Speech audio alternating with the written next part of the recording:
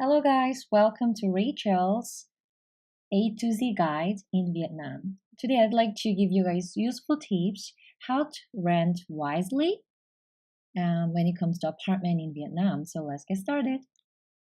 So these are things to bear in mind. Local realtors are less expensive. Usually they're $100 to $200 cheaper. And please do remember that tenants do not need to pay realtor fees, landlords do. And fully furnished means it has everything you need. You don't need to buy anything sometimes. You can even ask for more. Changing, adding, and subtracting terms if needed. Contract is very lengthy, so please read it carefully word by word. And these are examples what I have actually seen in the Ho Chi Minh City. It's super charming. I mean, it's growing really fast. And the place I actually looked for is one certain apartment complex. It's called the Vinhome Central Park. And comparing to the rent in like America or like where I was from, like I'm from Korea, and all the things right over here are actually cheaper. And most of the apartment has gyms and swimming pools as well. So when it comes to like facility, everything's better. And here, full option means like fully furnished means it has everything. So if you make more effort, you can find out a better one. That's actually for sure, right? So mostly local realtors are 20s to 30s females and sometimes males, but I don't know the reason why they're mostly females. And they take 20 to 30% fees, and you really don't have to pay for anything. If realtors ask for money, just run away. And you can actually take a look at houses 4 times per one realtor on average. I mean, there are differences, but usually.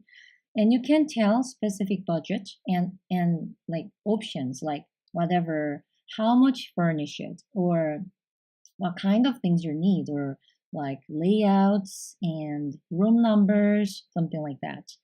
And do not negotiate on the spot because some of the landlords, if they are there, they don't like it. And when it comes to negotiations, there are no answers. What I mean is that if you have something in mind, please keep them in mind and screen out other things. Leave only 2 to 3 apartments as like for final choices and drop by those houses again. I know it's really hard and like bothersome, but please do that again. And if the final decisions are ready, start negotiation. So here are contract parties. There is a landlord or leaser, so they lend a house, and those people plea for 1 year contract at least. Why not? They should, right? And some landlords do not tend to return deposit money. Please watch out. And there are tenants, yeah, they are us. And in the contract, it is probably called the leasee. So you can possibly ask for more furnitures and utensils. Like, I mean, please don't worry about it. No need to hurt to ask for more, right? And there are realtors, they're super kind most of the time and flexible and very, I mean, yeah, they're something like, I know, magicians. If you meet good people, so they're usually bilinguals and they interpret and translate Vietnamese and English, and they also help or they help out adding and modifying contract terms. I mean, mine does. Mine actually did. And you definitely need the coworkers or friends. It's not mandatory, but it's actually better to bring your friends or coworkers if possible. They can figure out things you sleep out of your mind. So, you know what? The more people, the better result. Please keep in mind that the whole contract procedure is really time consuming. It actually takes at least 2 hours for me. So it took 1 hour for signing, 1 hour for setting up fingerprints, pass card, and numbers. So if you made up your mind, So if you think, okay, this one is my one, I will live in there for a year. And a realtor will send the tenant a contract draft. So it's like a bunch of paper, like probably like 20 pages at least, and is a doc file. So a tenant can add, subtract, or modify terms if you really want. And the contract is very thorough. It has like every single things about the house. So please check each items and furniture. And usually deposit money is like 2 month rent, sometimes 1 month, but mostly 2 month rent. So if you do make a contract, you need a 2 month deposit money as well as 1 month's rent. So altogether, you definitely need the 3 month rental fees. And I did make a huge mistake here. So I thought withdrawing money from the ATM machine is super easy, just like Korea, you know. So I didn't actually make a lot of like. I actually didn't took a lot of money here. So I had money in my account in Korea, and here in Vietnam, you can actually withdraw like $400 to $800 per day in one ATM machine. So it's like I don't know exactly, but per time. So it's really hard to withdraw money as much as you want, and transfer money from Korea to another country or another country to Korea, it takes time. Or when it comes to me, it was Korea. But when it comes to you, it's going to be probably the US, the UK, the New Zealand, South Africa, like everywhere. So expats do have hard time figuring things out in, using bank. So please do have in mind that you need about more than $3,000 for, making a contract. I mean, sometimes less, sometimes more. So my coworker, sweet coworker, actually lent money to me. I've never actually done that before in my whole life. And simply, she just withdrew money from her Vietnamese bank account, and I actually paid her back right after, like with using my mobile phone banking in Korea. So I just sent money from my Korean bank account to her Korean bank account. And definitely, withdrawing money takes fee and transferring money takes fees as well. So I was super thankful to her. So I did give a little bit of, my thankfulness to her.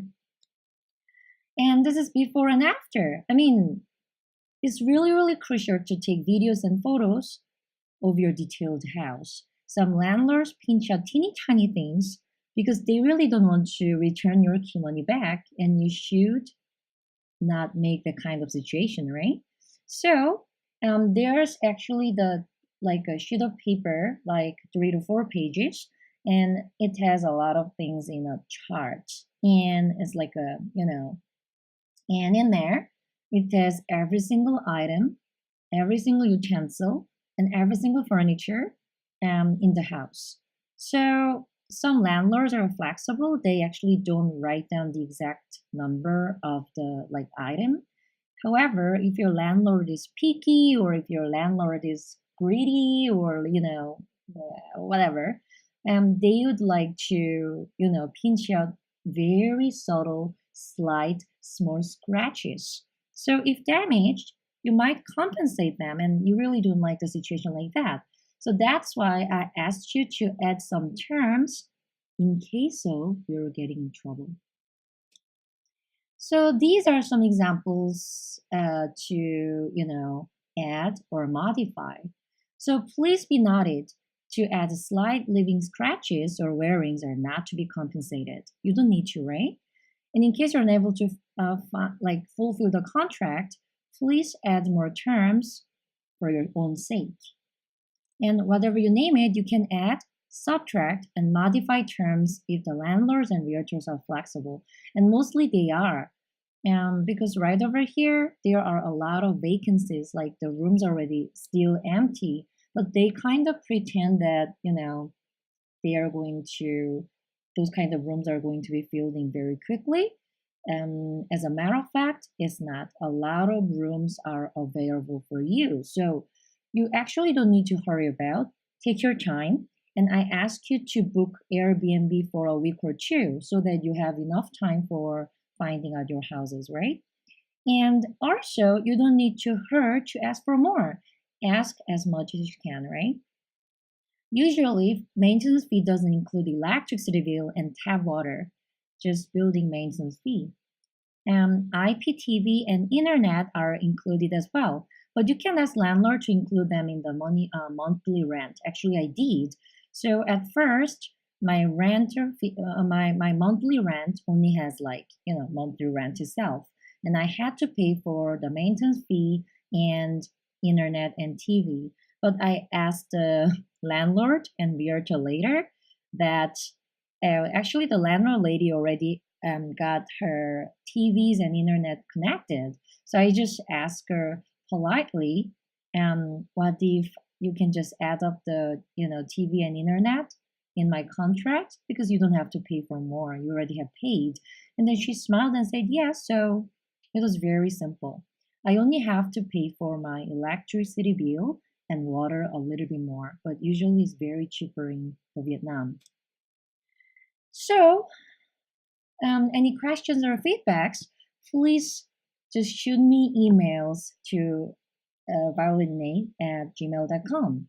And I really, really, really thank to my coworkers, Jane, Dewey, Peter, Ed, Megan, V, Joe, and the awesome realtor, Kate. But I didn't actually describe more details about realtors because I don't like to promote them. I mean, it's going to be like, promotion, not like giving tips. So if you have any questions or feedbacks or whatever secret messages you have, or your voice sucks, or you have to practice more, or I like this part, I don't like this part, it's really okay to tell me anything. So any comments, any feedbacks are welcome. Thank you for listening and thank you for watching. And it's super simple. I don't like to be sued, so I didn't add up any kind of background music. But later on, I'll be adding up some free music if you want. So have a fabulous week, and I'll be back next week. Bye bye.